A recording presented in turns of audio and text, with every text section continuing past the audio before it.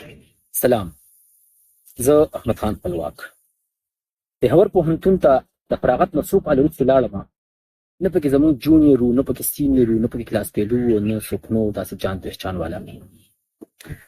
اباده یونیورسټي ته بالکل ویرانه ښکارېده. ځان له پکې بالکل روان وم. هر چمن، هر بنچ، هر بلډینګ راته بیل یاد را په یاد کو. ټول یاران دوستان مې ډېر یادېدل او دغه ارمان مې کو کاش چې څوک راسره وي چې خپل یادونه مو سره شریک کړي وي. په دې کیفیت کې روان وم چې یو پیغله زما کلاس فیلو وه، را باندې اواز وکړو چې احمد بای، چې ورته مې وکتل ډېر زیات خوشحاله شوم. خپل کلاس فیلو او بیا د هغه خلکو نه چې کوم تا ته په خاصو خلکو کې وي یا ګران وي ته لږ زیات یا د زړه خبرې ورسره شیر کولی شي، په هغه کسانو یو کس تا سره ملو شي بیا سړی ډېر خوشحالېږي. هغې سره مې څو خبرې وکړې خو هغه بینک طرف ته روانه وه، څه فیس بقایا چا ته جمع کول. ما ته یې وویل چې راځه، زه هم ورسره روان شوم.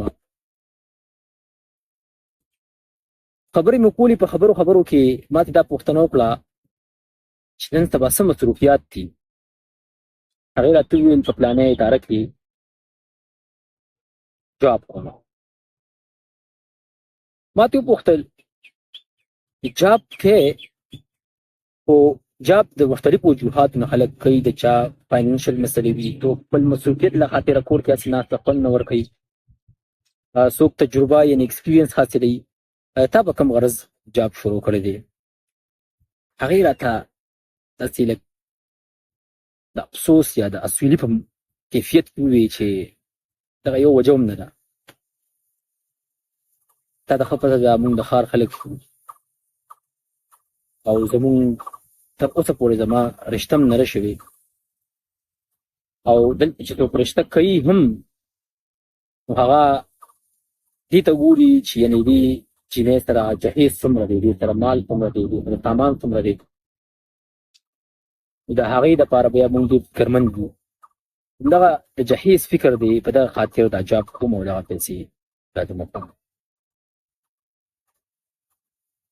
زه چې د رسوماتو ډېر زیات خلاف یم، ډېر زیات افسوس مې وکړو، ډېر زیات خفه شوم. دا هغه معاشره وه چې په چېرته به چې په یو پېغلې خلکو جرګې کولې. اوس هغه معاشره کې یو پیغله اول تعلیم وکړي، بیا ورسره د رشتې فکر وي، بیا د رشتې نه پس ورته د جهیز په خپله فکر کوي او د هغې لپاره په خپله ګټي. څومره دردېدونکي وخت ته پاتې شو یا څومره دردېدونکې خبرې دي دا. په هر حال هغې ته خو ما داسې ظاهر نه کړه، خو زړه کې مې دا سوچ کوو چې آیا چې په یو کور کې ناسته پیغله اوس دا فکر کوي چې زما د جهیز به څوک زمیا اخلي یا څوک به پوره کوي یا څنګه به پوره کوم، خو په خپله پوره کوم. دا معاشره په څومره د جهالت په تیارو کې پرته وي. مونږ کله دا سوچ کوو پخوا به خلکو لوڼه ښخولې او خلکو به لوڼه حلالولې او خلکو به جینکو په پیدایش باندې خوشحالي نه ماند. څوک په ولې لور ښخه نه کړي، څوک په ولې لور حلاله نه کړي، څوک په ولې د لور د پیدایشونو د وجې نه خپله خودکشي ونه کړي، څوک په ولې لور خوشحالي ومانځي چې هغه بیا زموږ د وجې دغه کیفیت شکار کېږي. جاهلان هغه پلار نه دي چې کم پلار په لور په پیدایش خفه کېږي. جاهله زیمه، ځکه چې زما ریاکشن هغه دې حد ته ورسو چې په لور خفه کېږي، ځکه چې لور پیدا شوه نو لور به بیا هغه تر رخصتۍ پورې یا تر واده کولو پورې به د هغې د عزت خیال د هغه په ذهن کې وي.